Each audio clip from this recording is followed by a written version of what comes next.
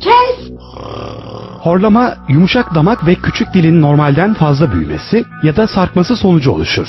Bu kaslar gerginliklerini kaybederek uyku sırasında solunum yolunu tıkar ve küçük dilin titreşmesine neden olur. Bütün horlamalar hava yolundaki daralmanın göstergesidir. Eğer daralma çok ciddi ise hava yolu tamamen kapanabilir. Bu da uykuda solunum duraklaması ile sonuçlanır. Fazla kilo artışı, alkol kullanımı, yaşlılık ve şiddetli anjin, burunda deviyasyon, dil büyümesi, alt çene bozuklukları, kronik bronşit, alerjiler, kronik sinüzit, kronik rinit gibi hastalıklar sürekli horlamaya neden olur.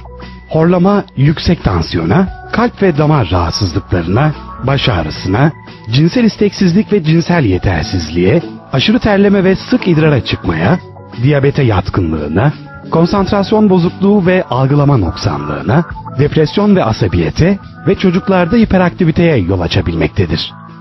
Horlayanlar uykularının çok az bir kısmında derin uyku fazına geçebilmekte. Bu da dinlenmeden geçirilen bir geceye, ardından uykulu, yorgun ve verimsiz bir gündüze neden olabilmektedir. Araba kullanırken veya iş başında uyuklamalar görülür ki trafik kazalarının en büyük nedeni sayılan direksiyon başında uyuklamalar böyle bir gecenin sonucunu doğurabilmektedir. Horlama aynı zamanda sosyal bir sorundur. Horlayan kişi alay konusu olabilmektedir. Horlayanın çıkardığı ses aynı yatağı, odayı, hatta aynı çatıyı paylaştığı kişileri rahatsız eder. Horlayan kişi eşinin uyku süresinden ortalama 1 saat çalmakta, eşini uykusuz bırakmaktadır. Horlama aile yaşamını ciddi biçimde tehdit edip boşanmalara neden olabilmektedir.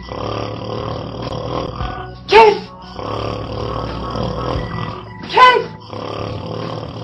Horkes, horlamayı engellemeye ve kısa sürede tümüyle yok etmeye yardımcı olan fiziksel terapi cihazıdır. Horkes, burun direğindeki sinirlere etki eden, burundaki dokulara fiziksel terapi uygulayan kuvvetli çiplere sahiptir. Bu çipler manyetik değil, magnetiktir. Manyetik cihazlar mıknatıs özelliğiyle kalp ve beyin fonksiyonlarını etkileyebilmektedir. Oysa Horkes, magnetik çipleriyle daralma, damar yumuşaması ya da küçük dilinde sorun olan horlayan hastaların semptomlarını düzenler. Böylece nefes yolunu açmaya, nefes alışı düzenlemeye ve horlamayı durdurmaya yardımcı olur. Horkes'in kullanımı kolaydır. Ürün FDA standartlarına göre üretilmiştir. Zararsız, kokusuzdur. Yan etkisi yoktur. Yumuşaktır, rahatsız etmez.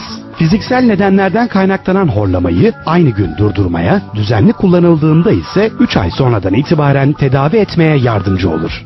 Horkes, 5 yıl güvenle kullanılabilen bir cihazdır. Horkes. İyi uykular herkes.